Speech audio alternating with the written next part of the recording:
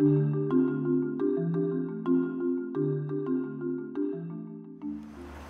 I'm Barry from Suburban Foragers, and I have a few more toys here to show you.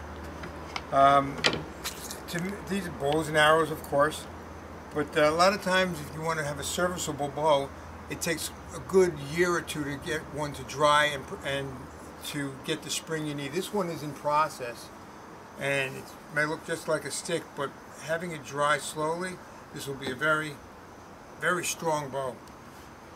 But if you don't have the time and you need it to make a really quick bow, this one's called a father and son bow, and it can be made in a matter of hours.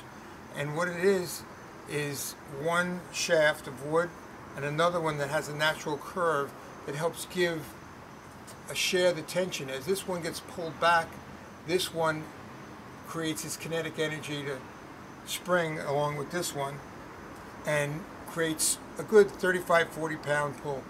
And for an emergency, no problem. For long term, you make another bow.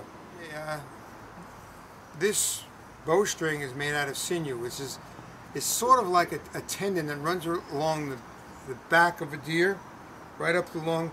It attaches muscle to bone, so when the deer springs, it's really tough and fibrous, and it gives that action that they use for immediate launching.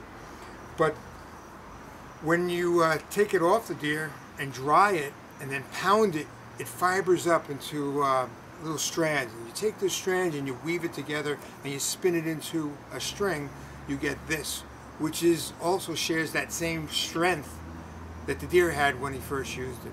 And it's extremely thin and extremely strong. And you can see the tension on it. We have a couple of arrows here that I've made. Some are made from a simple thing as cattail. Very light. It's got a piece of flint on the end. In fact, it's put together with sinew. It's really a tight grip. This guy is turkey feathers. Again, it's strung with sinew. And the reason it's got all these, it's bound to the end, is because cattail's not that strong. And by the time this notch would be pushed from the force, it would just split the cattail.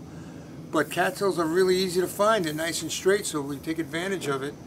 And by stringing that together, it holds it together, and it's quite effective as far as the straight force. As far as this force, it's snap in a second. Mm-hmm.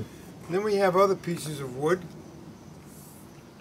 with nice pieces of flint that's been napped on the end, and feathers from different animals. This one happens to be a turkey as well.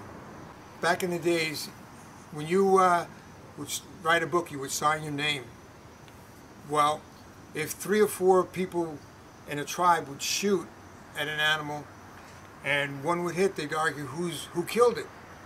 But they would sign their name by putting a design that was distinctly theirs on the arrow. This one is white with red dots and red and blue stripe.